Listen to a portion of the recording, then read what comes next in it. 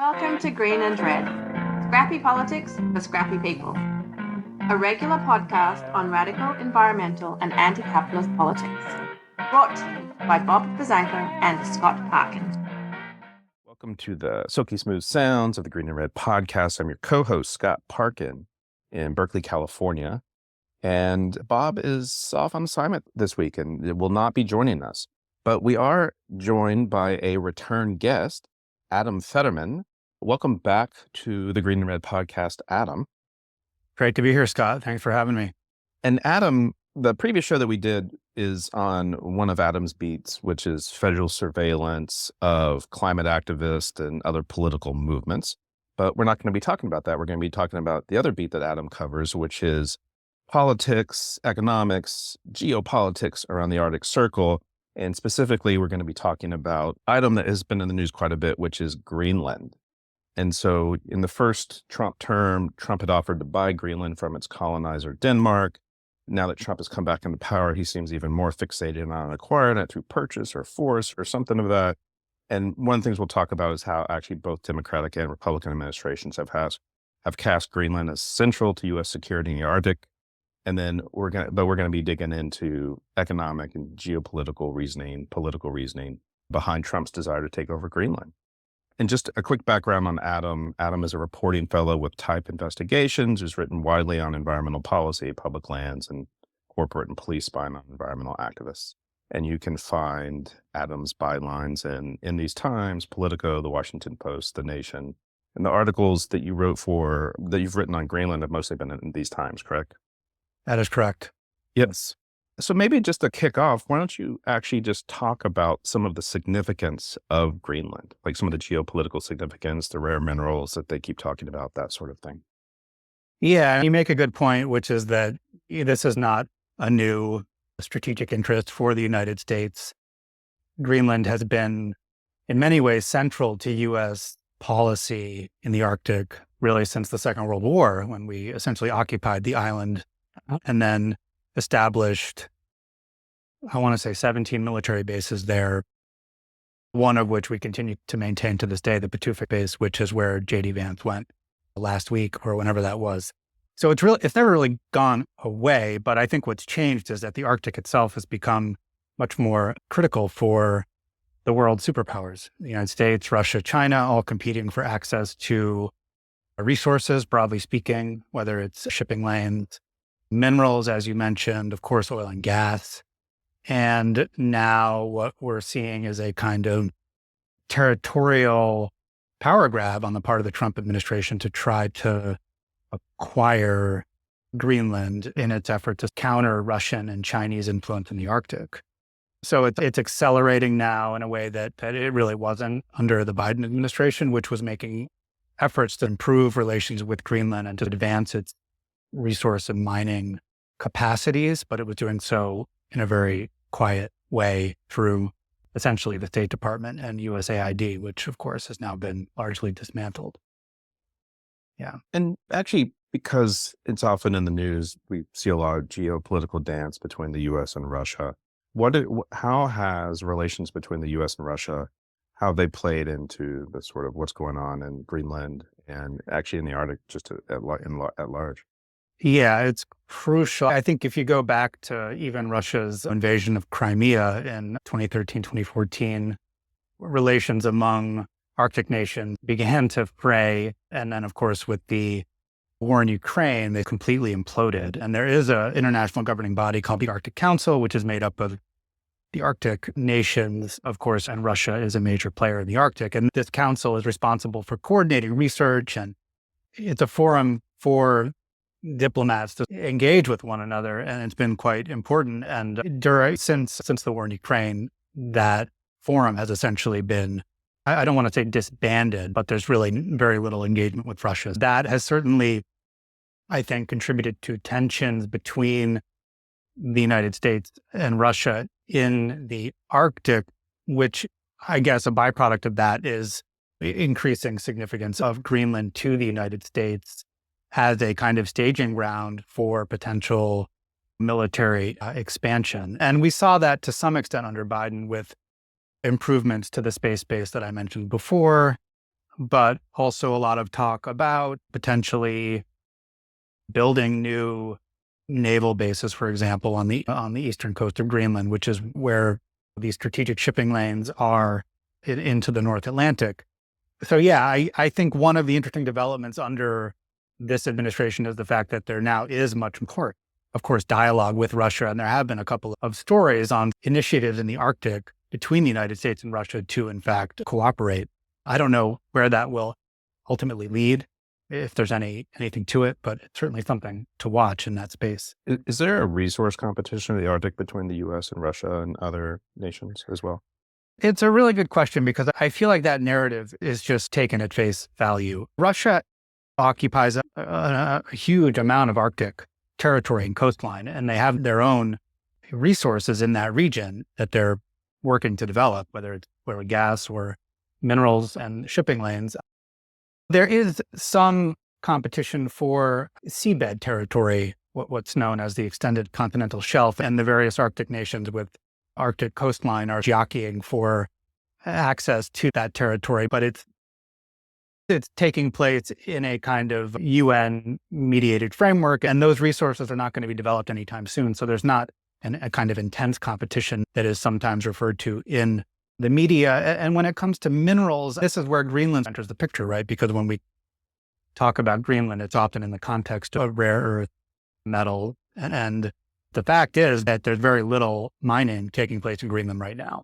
They do have potential deposits that are significant, but there are a lot of barriers to developing them, being where it is geographically, lack of infrastructure. There are no roads connecting towns to one another in Greenland. And population is about 56,000 people. So tiny labor force. And a narrative coming out of the administration that I think needs to be rebutted is this idea, and Vance repeated this several times on his trip to Greenland, was that Russia and China are interested in developing Greenland's resource. It's really not the case with Russia, and China, though it did have some interest in gaining inroads in Greenland, has been essentially shut out by the United States and Denmark. So the United States, the irony, I think, of what is happening with this administration is that we sort of have the entree and the access to do more or less what we want in Greenland, whether it's expanding our military presence or investing in mining and resource production without needing to talk about acquisition and some sort of a takeover. And just on the sort of environmental tip, the climate tip, has the melting of the ice sheet contributed to an interest here? So it's easier to access minerals that might have been under like a block of ice, for example? Is this been increasing interest as we see the ice shelf melting? I think in part of the narrative, it is fueling perhaps this longer term idea that more and more of the island will become accessible. But the fact is that most of Greenland is still covered in ice. I think it's something like 80%. And the only areas that are accessible to mining and development are along the coast. And most of that is the West Coast. The East Coast is even more impenetrable. And so I think this notion that rapidly warming climate is going to open up new mining projects in Greenland is pretty much a fantasy. And the reality is that Greenland's existing resources have not been developed. And there are many reasons why that's the case. And I don't know that the Trump administration is going to necessarily be any more successful in advancing some of these projects than others who have been working in this space for decades have been.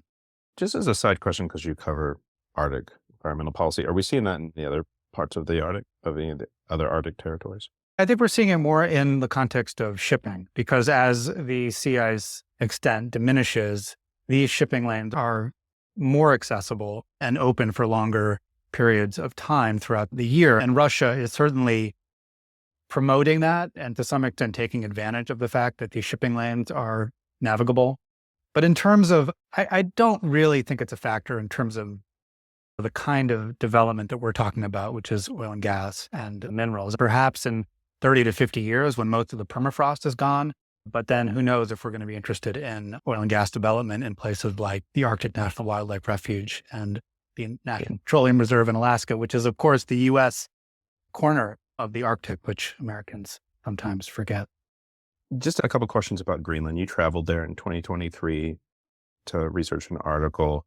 Just a little background on Greenland. It's mostly it's like you said, it's about 56,000 people. They're mostly Inuit, correct? The indigenous population. Majority Inuit. Yes, I think it's over 80%.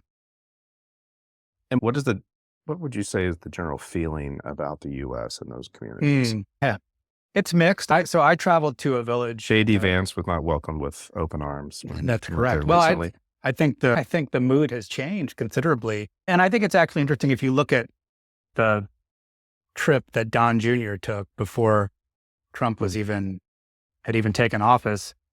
There was a lot of excitement. It was a publicity stunt for sure.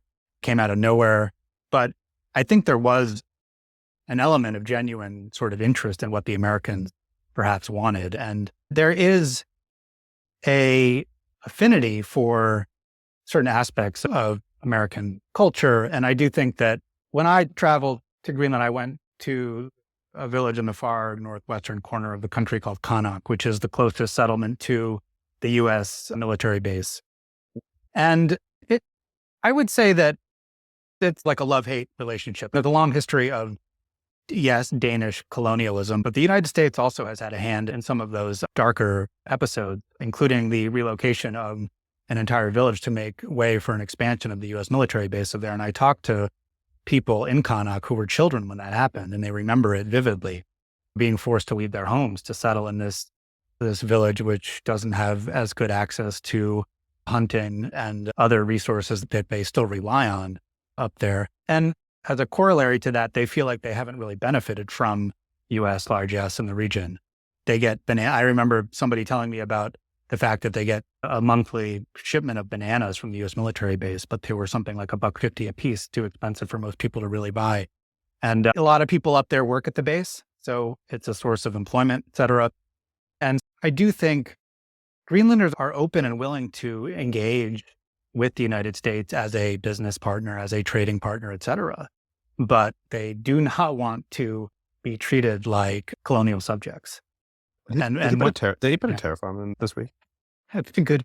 I don't know. I haven't looked at those details. Not that I've heard. I don't know if Denmark got hit with anything in particular, but if they haven't, I'm sure that's going to be part of any sort of negotiating process. Yeah. And what was Project Iceworm, which is connected to the U.S. military presence, I believe? Yeah, this is another one of the really just shocking U.S. initiatives in Greenland that followed the Second World War. It was a Cold War project to build a nuclear arsenal under the ice, about 150 miles east of the space base. So on the ice sheet, the U.S. Army Corps basically tried to build a small city under the ice. They dug these massive tunnels and they stored missiles, nuclear missiles, and even installed a nuclear reactor down there under the ice before it became clear that the entire structure was not going to survive more than a couple of winters with the change in temperature, et cetera. So it was a boondoggle, and it was this crazy sort of Dr. Strange-Lovian effort to station missiles that would be close enough to the then Soviet Union to launch a strike. And what happened is that they abandoned it. We abandoned it. The United States abandoned the facility, but left all of the nuclear, not all of the nuclear material, but a lot of the material and toxic substances behind under the ice, assuming that it would just stay there forever, right? But now as the climate is warming and the ice sheet recedes, there is the possibility that this toxic waste will end up eventually in the ocean.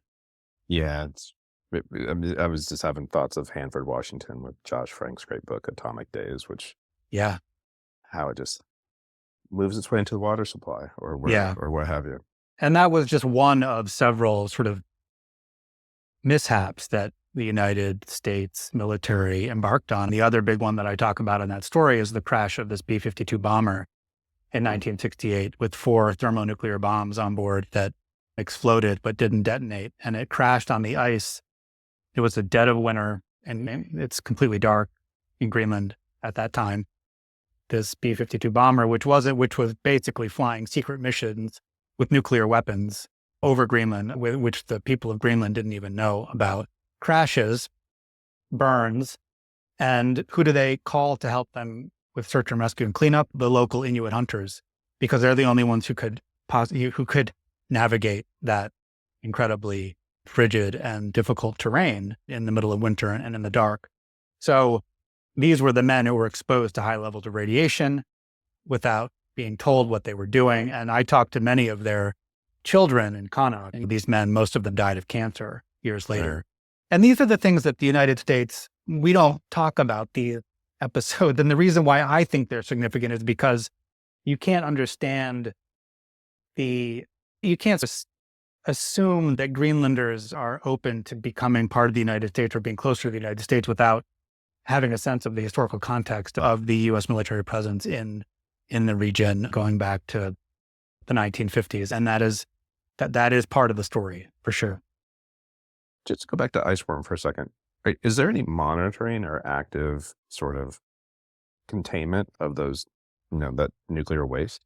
There's definitely active monitoring. There's actually quite a fairly substantial research project devoted just to keeping tabs on how quickly the ice sheet is receding. And there's a team in Copenhagen, I think, that has spearheaded that. And they've done a lot of the papers related to how fast the ice sheet is receding and trying to calculate when this toxic material may emerge.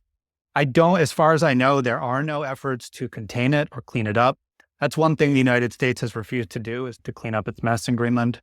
We've left behind installations all over the island and have refused to clean them up, and had basically left Denmark and Greenland to foot the bill. I'm sure Trump would be happy to charge us a nice fee charge them, or maybe us, the taxpayers, a nice fee to clean it up. I joked a while back on social media that maybe that could be some leverage for Greenland in any kind of negotiations that take place, that the United States finally, clean up the mess that it's left behind from its previous sort of military misadventures in Greenland before embarking on new ones. I'm going to actually shift the Trump a little bit. And so maybe just to start it off, Trump has talked a lot about taking over Greenland. He's talked about that. Said it about the Panama Canal. He's talked about making Canada the 51st state. He seems particularly determined on Greenland.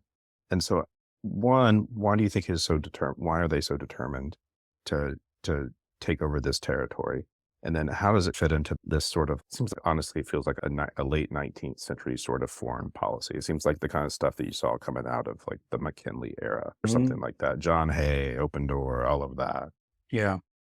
Of course, McKinley being one of Trump's sort of heroes. And of course, one of his first executive orders was renaming Denali Mount McKinley.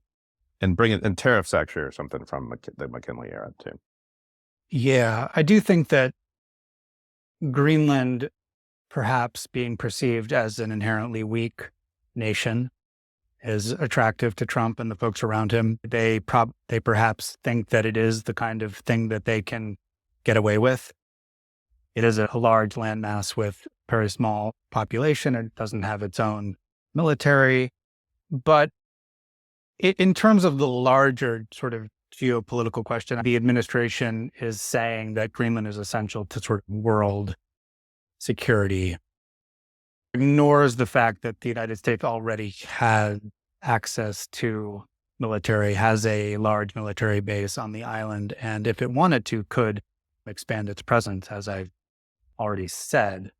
I do think it's a fool's errand to try to figure out what Trump's motivations actually are and whether the folks around him are pursuing the same, quote unquote policy.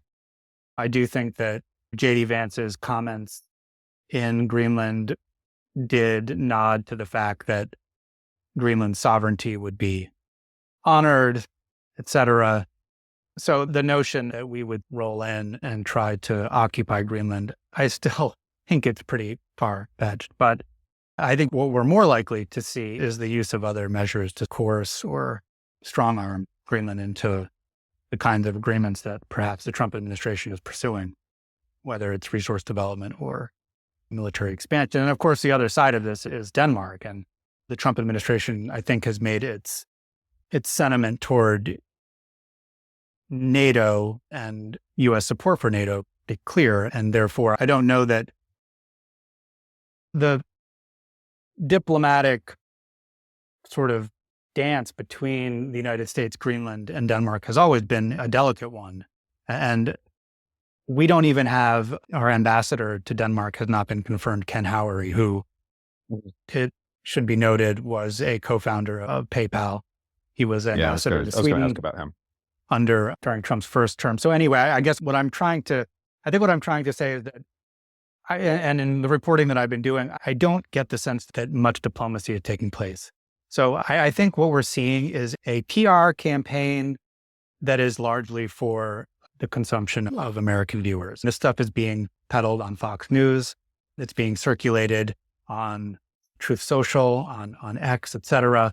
I don't think this is a propaganda campaign for the people of Greenland, who have, I think, come to a determination that they certainly don't want to be part of America. The real diplomacy hasn't begun, and we don't really know yet what kind of negotiation or agreement the United States might reach with either Greenland or Denmark. It's definitely PR for his base, for the MAGA base, is that we're going to show how strong we are by beating up on a country of 50,000 people.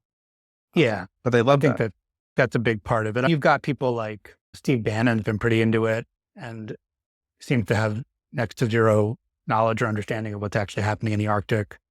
There's another guy named Tom Dans, who's the brother of Paul Dans, who was the director of Project 2025, who's been doing a lot. He's a freelance entrepreneur. He was a member of the U.S. Arctic Research Commission during Trump's first term. And he sponsored or helped to sponsor this dog sled race in Greenland that was the initial cornerstone of the visit. Lucia Vance was going to go to this race, basically. But there was a huge amount of blowback, and the people of Greenland were disgusted by the whole thing and said they were going to protest. So then JD intervened and was like, all right, well, I'm going to go too, and we're going to go to the base instead, and we're going to talk to American troops, which Denmark was fine with. And so there are a number of figures who have been appealing to the MAGA base who are certainly advocating for this more aggressive approach to Greenland. You could even say JD Vance is doing it to appeal to the MAGA base, so he could do really well on a future primary too. So, what I would say, I'm not cynical. The only thing that I would say, though, in response to that is I really do wonder how it plays in the heartland or in rural America. Do Americans really give a shit about Greenland? Would they want to see American troops occupying the streets of Nuuk? And for that matter, bankrolling the government of Greenland. One of the things we rarely talk about is the fact that Denmark supplies much of the block grant for Greenland to pay for essential services. Now, in the grand scheme of things, it's not that much money, but in the context of sort of cuts that Musk and others are making to U.S. government agencies, are Americans really going to want to step up and pay for healthcare and social welfare in a social democratic country? It's hard to imagine. I think you're right on the sort of flexing of muscles that appeals to some extent, but I think it's hard to make the case that Greenland really matters to the average American. Yeah, I don't disagree with that. My other question is around there's in your articles, you actually write quite a bit about private interests pushing for more U.S. involvement in Greenland. And like you said, Ken Howery, who is out of the PayPal mafia, is going to be Trump's ambassador to Denmark. I've also seen some comments from Howard Lutnick, who's the billionaire commerce secretary, also talking this up as well, which could just be because he's sucking up to Trump. But can you talk a little bit about some of the private interests that are interested in Greenland? Absolutely. I'm actually glad you mentioned Lutnick, because Cantor Fitzgerald, the firm that he was CEO of, his sons are running now, right? Is that right? I'm not sure, but I would be surprised. So Cantor Fitzgerald actually has a significant investment in a company that is in the process of acquiring one of these massive rare earth mines in southern Greenland. And it's one of many sort of connections that top officials in the Trump administration have to future mining projects in Greenland. There was a story in a Danish outlet that, based on reporting from a mining conference in Canada, where another company that's developing a rare earth mine in Greenland said that they have investment from Cerberus Capital, and the former CEO of Cerberus is second in command at the Pentagon now, Stephen Feinberg. There's another company called Greenland Capital, whose CEO, Drew Horn, is out there on Fox News regularly, and he's very much pushing this American investment angle. And their chief geologist, this guy, Ned Mamula, has been nominated to serve as U.S. Geological Survey Director.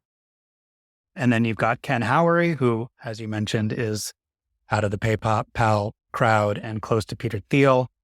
And Silicon Valley does have an interest in Greenland. And I think for other reasons, perhaps, maybe for data centers and that kind of a thing.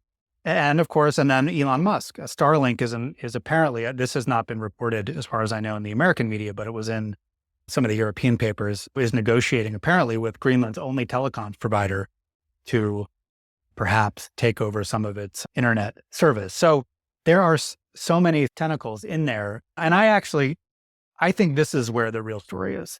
And I think these private economic interests are going to ultimately drive U.S. policy in the region.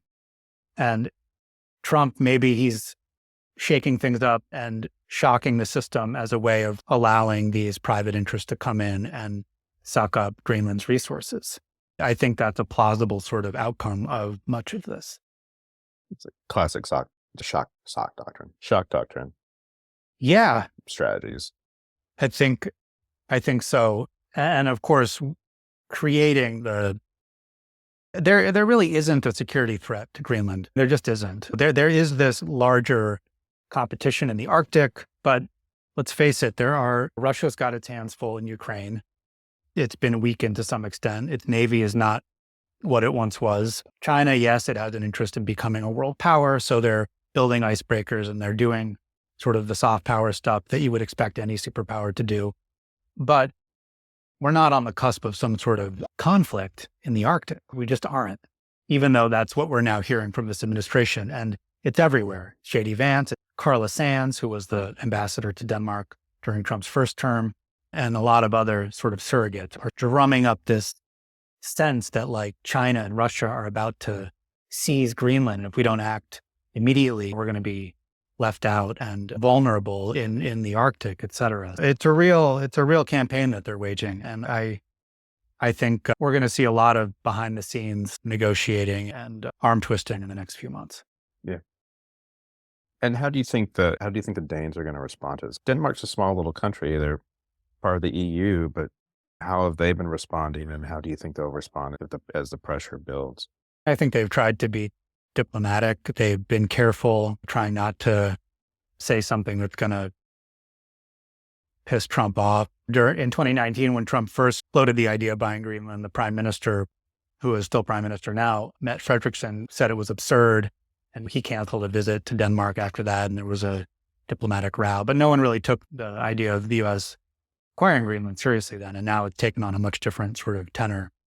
So I think they're trying to walk this fine line. They're trying to strengthen their relationship with the government of Greenland and invest more in Arctic security and in sort of soft power business type programs in Greenland.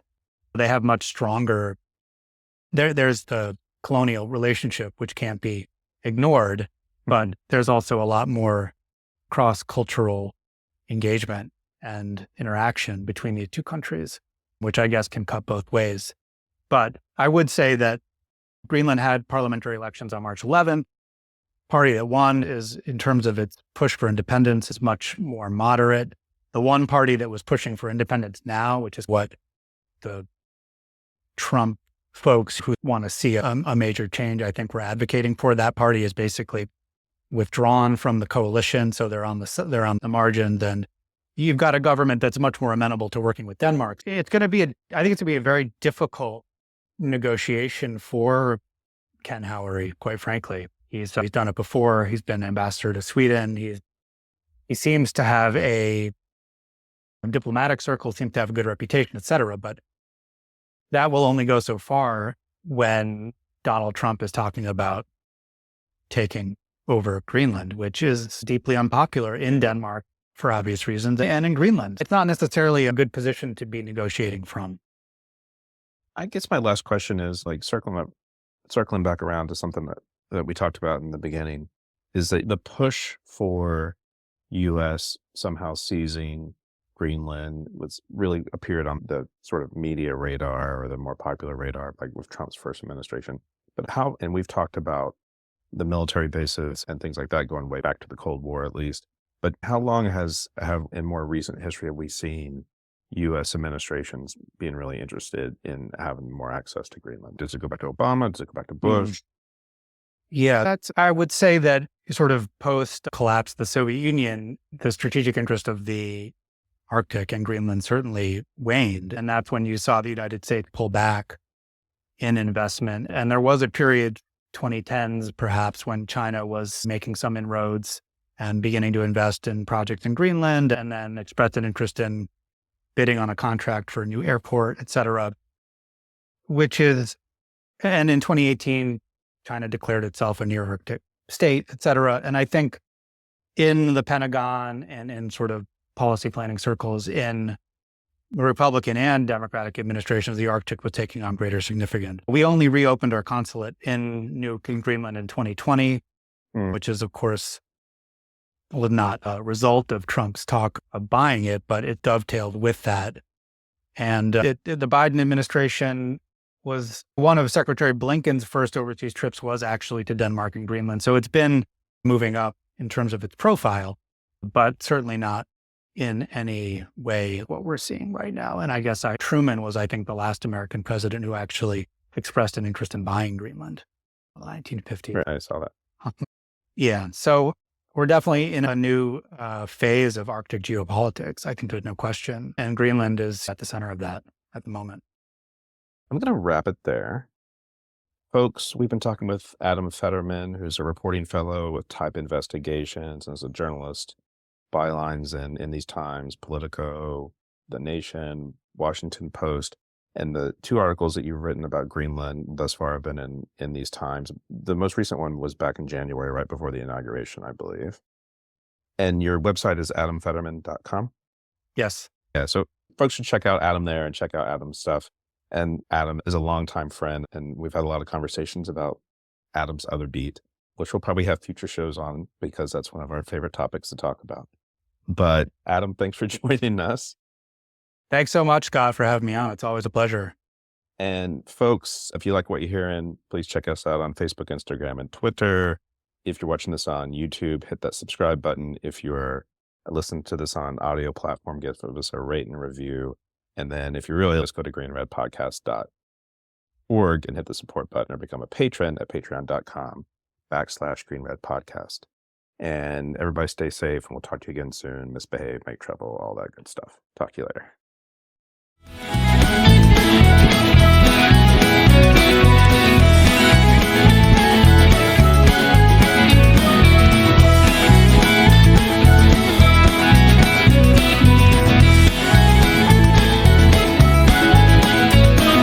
1846 of March, the 80th day, we hoisted colours, top of the mast for Greenland sailed away.